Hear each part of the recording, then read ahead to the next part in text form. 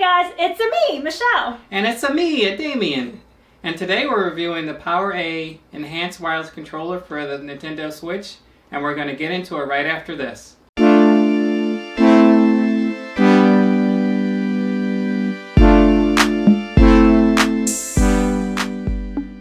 Alright, we're going to do a quick unboxing, and we've already cut the little tape off to open it. There's 3 on there, 2 on the side, 1 in the back.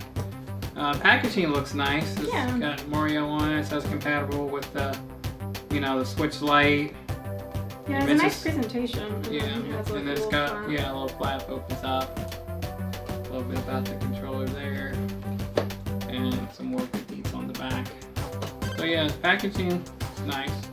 And this is a Nintendo Switch certified product, so they work with PowerA. It's got the official Nintendo license on there. Hence the Mario.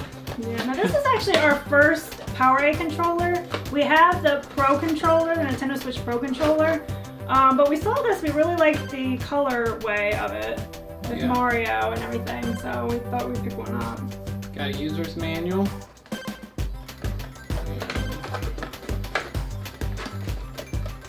Now this is the newer one, and it has the internal rechargeable battery. So you have the USB-C, the type USB-A. Yeah, some of them they still have with where they require 2 batteries. AA, So we actually thought we were going to be getting one of those, but it turns out that it's internal, which is really nice. Yeah, and there's only a few, like 4 or 5 with the internal, and this is one of them. I'm trying to get this thing out. Okay, there we go. And there's the controller. So yeah, it looks pretty nice. Yeah, now first off, so the official Nintendo Switch Pro controller is $69.99. The PowerA controller is $49.99, so you're saving $20. Right. So yeah, I like it. Yeah. It looks really nice.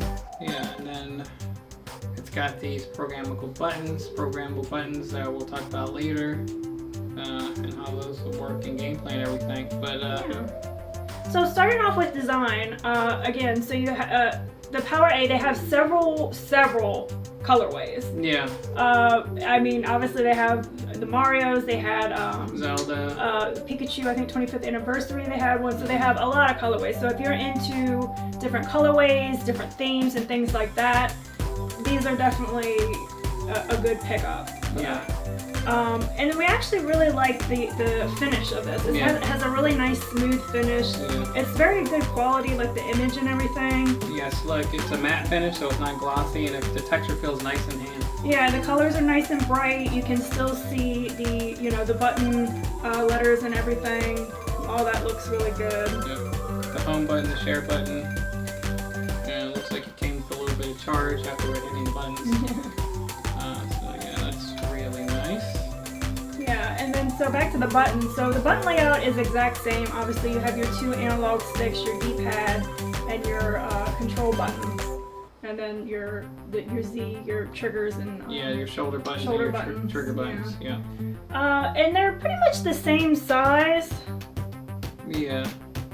Now it feels in hand, and also now that I'm looking at it, you can kind of see where the paint. Like they didn't quite come up to the ring on here all the way, but it's but other than that, everything else looks good. Like it looks fine around the other analog and the buttons. Like for the most part, it's very well done. All right, so we went ahead and got our Pro controller for comparison, and as you can see, the button layout again is pretty much the same here. We'll talk about the extra programmable buttons on the back, but and the shape is pretty similar too. The one thing though is, as we were testing these out, the Pro controller really fits very nicely in your hands with the triggers and the shoulder buttons, whereas the PowerA controller, they're kind of a little bit higher up. Yeah. And you kind of you have to reach more for them, which, as we were playing, I didn't really experience any hand fatigue or anything like that, but you definitely do notice that, especially with the shoulder buttons. Like you have to really reach more for the shoulder buttons. So that's kind of one downside as far as the shape of it. Yeah, it's just the way that the grips are. They kind of push your hands out a little bit more, and it makes it more of a reach for the trigger buttons and the shoulder buttons. Yeah, so it doesn't feel as comfortable in the hand, but I mean the power, it doesn't feel bad. It's just you know, the shoulder buttons. But with one of the cool things again is you have these programmable buttons in the back. So when we were playing, what we did is we mapped the shoulder buttons to those back buttons. Mm-hmm. You want to show those? Yeah. And it helps out a lot. Yeah. Yeah. Yeah, so I was playing Mario Kart 8 Deluxe, and I was using this button on the left for my item selection, and I programmed this button for drift, and that just made it easier rather than having to reach for those trigger buttons. Yeah. It was just like right on the underside, and that made that a lot easier. So that was pretty nice. Yeah, and the buttons feel pretty good as well. They don't feel as good of quality as the Pro Controller. You know, just pushing like the A, B, X, Y buttons, they feel a little more... It's a little bit more crunchy, like the tactile feel of it is just not as nice. Yeah, I don't know if that comes down to like the pad that's on the inside. But yeah, this is just a more satisfying click, and feels a little bit more crunchy. Yeah, and the D-pad too is not as nice. In gameplay, we didn't notice any issues with it as far as, you know, playing games. But yeah, the buttons are just a little bit cheaper. Yeah, once you get in the heat of battle, it gets pretty good. Now, people say that this D-pad is actually better than the Pro Controller. I didn't find that to be the case. No. I mean, I didn't think it was so much turbo, but just in general, I think the buttons and the sticks are not as good. Now, the grips on the Pro Controller, on the sticks, it's just the rubber. The rubber just gives you more grip. Yeah. And I'm not sure if it's because this one is it's convex. If that has anything to do with it, and these are concave, and it just looks like these sticks are just a little bit smaller, but I didn't find them to be, you know, and they're not as grippy, and then I thought the convex would help, like, from my thumbs on there, but it's just not as good as the Pro Controller. Yeah, I agree. Yeah, but I mean, like I said, once you're into gameplay, you know, it didn't really become an issue, but playing with the Pro Controller just feels that much nicer. So the party trick of these, the little additional feature that these do have is, again, those programmable buttons. So you have two buttons right in the back here, and in the center is the button that you push to map those buttons.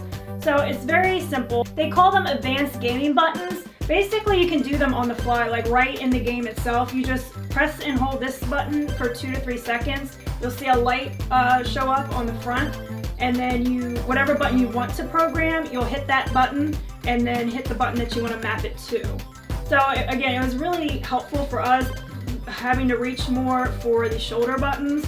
Once we map those to the programmable buttons, it helps a lot with gameplay where we didn't have to like reach up for those. Yeah. So that's a nice added feature that the Pro Controller doesn't have. And a pleasant surprise with this was that internal rechargeable battery. Now I thought it was going to have to like have 2 AA's or like I use a lot of rechargeable batteries, but then they go dead like much quicker than just regular batteries, and you're constantly recharging. So this internal battery, I believe it's like 900 milliamp hours, and it has 30 hours on a charge. Yeah, and it has that USB Type-C charging cable, which is really nice because it's no micro USB, which you generally get with like cheaper quality stuff. Yeah. So that's a really nice feature. Yeah, so that's really nice. Now I think there's, like we mentioned, there's only like 4 or 5 with the internal rechargeable battery, and then there's a lot that have the AA's, and they all have the programmable buttons. But the internal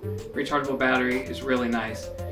Yeah, and it's kind of hard to tell. Like, again, we didn't know that we were even getting one with the internal rechargeable battery because they don't have different names. Like, basically, if you want to make sure you get one, just go ahead and go to the PowerA website and just look at the different colorway options, themes, and stuff that they have, and then look at the description. It'll tell you in the description.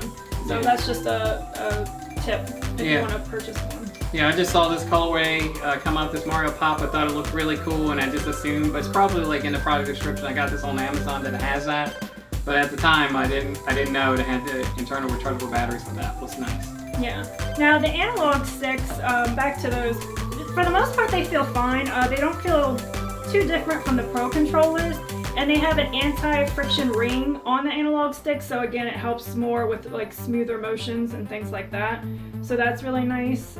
Yeah, so I didn't have any problems with the analog, really any of the buttons, to be honest. Yeah, they just have a lot less grip because of the rubberized texture on them. Yeah. As far as like, you know, getting those really precise, it's just easier to get those precise movements on the Pro.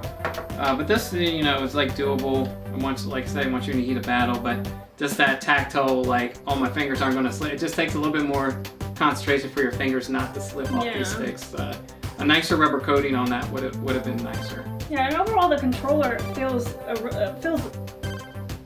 to be a good quality controller compared to the Pro controller. Other than the buttons, like I said, do seem to be a little bit cheaper.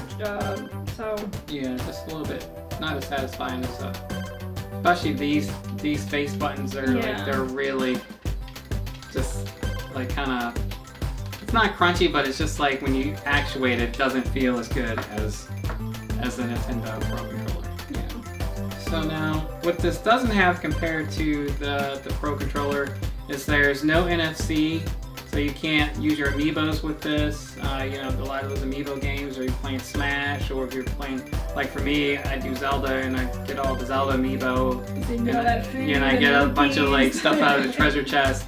I do that probably every couple of times I play Zelda.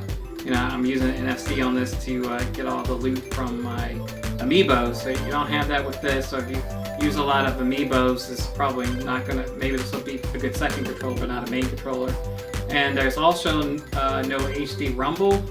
So you kind of miss that when you're playing games and you're expecting to have that extra level immersion of the rumble, and it's just not there. It's a little weird, but for games that don't make use of rumble, it's not going to be a big deal. But kind of like when you're expecting a rumble and it's not there, it's a little bit kind of, when you used to have it, kind of takes you back a little bit. Yeah. As far as the NFC, I mean, me personally, I definitely used it a lot when I was playing Breath of the Wild. For other games after that, like, I haven't really used it. So, and you know, especially if you don't use a lot of amiibos or you don't have amiibos, you know, that's not a huge deal. The rumble, like, it is nice, but I never felt like I was really missing it. It's just, so much. Yeah. I mean, it is nice. It's a nice feature. Yeah. But when you think about saving $20, if it's not a huge deal breaker for you, you might want to save that money. Okay, so now let's talk about performance and how it plays. So, like we mentioned, like holding it is not as comfortable, but once I got into gameplay, you know, if you do it like back to back, you hold the Pro controller, you hold this, it's not as comfortable. But when I got into gameplay, I was playing Zelda. And I was able to, you know, I could use the motion to aim for the arrows, or, you know, I could just use the stick to do it. That felt fine. I was able to beat the boss with it, the Water Blight Ganon with this. Alright, so then I was also playing Mario Kart 8, and I made use of those advanced gaming buttons. I programmed, like I mentioned before, I programmed the item select to the left program button, and then the drift to the right, and just play Mario Kart. Not having to reach for the triggers, you know, to me it just, I was able to focus on keeping my hand on the stick and controlling the cart better with those programmable buttons down there. And playing Zelda, I did map the right to my arrow, and, you know, just be able to, you know, use the arrow without having to reach up. And then I could keep my hand down here to guide the arrow or use the motion. That worked out a lot better for me. So playing it, you know, felt fine. Like once you get into it, like the button clicks and everything, you don't even notice that. And it just is a little bit less ergonomic to play, but like I said, playing it, I didn't really notice it after I got into gameplay. How did you think it performed? For me, like, the experience was very similar. Like, once I got into gameplay, like, I had no issue at all with the controller. Again, it was just really the shoulder buttons. And with those programmable buttons, like, I just mapped the buttons that I needed to map, and it was fine. The buttons, they don't feel great, but I mean, they work, right? Yeah. So, and it's for me, it was nicer because I have smaller hands. It was nicer not to have to reach all the way up here to the shoulder buttons. So I played some Breath of the Wild, some Mario Kart, a couple other things, or a couple other games. And I mean, my experience was fine. Like, you know, in Breath of the Wild, when you're shooting like the arrows and stuff like that, the motion was nice and everything felt very similar to the Pro controller. Yeah, I didn't have any trouble with like sticky buttons or anything like that. And again, the analog buttons, or the analog triggers, the analog sticks feel really good. And for Mario Kart, I mapped those buttons as well, like the item button and the drift button to the programmable buttons. And then that was really nice. So yeah, overall, gaming experience, how it performed was great. I had no problems with it. Yeah, same here. All right, now for our conclusion. So right now, you can get a Pro Controller for $59.99, and this is $49.99. So we're only we're only talking about $10. But for that $10 extra, you do get the HD Rumble, and you get the Amiibo, and you get better buttons and better sticks and better ergonomics in your hand. The only thing you're not getting is you're not getting all the cool colorways. I think the Pro Controller right now comes, I think there's there's a black, and then I think there is a Smash Brothers one and a Splatoon one. Other than that, you know, that's all. And I think right now, like, those are harder to get. I think the black ones are in stock, you know, with the pandemic, everything's being bought up, so it's in stock right now for $59.99. Yeah, one thing I never really liked so much about the Pro Controller is how, like, the handles, kind of like you have that line there, and just like the difference in texture, like, always kind of like threw me. Whereas obviously with the PowerA, it's just one smooth. Much better looking. Yeah, it looks better. And then again, if you're really into those colorways and themes and stuff, I mean, they have several. They have a lot, and they look really cool. And like I said, this looks great. The artwork is very vibrant and really beautiful. Yeah, I like the matte finish. And then if I was going to get one of these over Pro Controller, I definitely would get one with the internal rechargeable battery. Because that helps just a little bit. You know, it's $20 less, but you feel like you get more now with like the ones that have that internal battery. Yeah, the internal battery is definitely nicer. Now, if money is no object to you, you could go on Colorware and get one of these controllers, and you could get it, you know, painted matte color, more custom, metallic, and you can also get these paired up to match with Joy-Cons, but you're gonna pay for that. So yeah, the price on that starts at $129. I didn't fully utilize the configurator. I just saw the $129. So that's, you know, the regularly like $60, so that's more than double the price, and you get a custom. Yeah, they got some really cool ones. They have, you can match it with the dock, and if you have like a certain like theme or setup in your home, you know, it might. They have the NES colorway, the classic gray, really nice. Black and red. They have a Super Nintendo one with the gray and the purple. So yeah, they have some really nice ones, but you know. Again, if money is no object. Yeah, if money is no object. We don't even have one. Or if you're handy yourself and you know how to take this apart, and you're good with you know, arts and crafts, and you can paint this up and do all kinds of cool things I've seen. But as far as what's out there, you know, this PowerA it's not a bad option, especially if you want something that's different. And you know, the HD Rumble and NFC, it's not that big a deal. And, you know, slightly, the buttons are slightly not as good and everything like that. But like I said, once you get into gameplay, you know, it's pretty good. And the party trick of the programmable buttons. So, you know, it's another option with to play with the Switch. So it's a good option. The Pro Controller is better, but this is not bad. Yeah, definitely. Well, alright guys, that's it for this video, and do remember to like and subscribe. It really helps us out a lot, and we'll see you guys in the next video.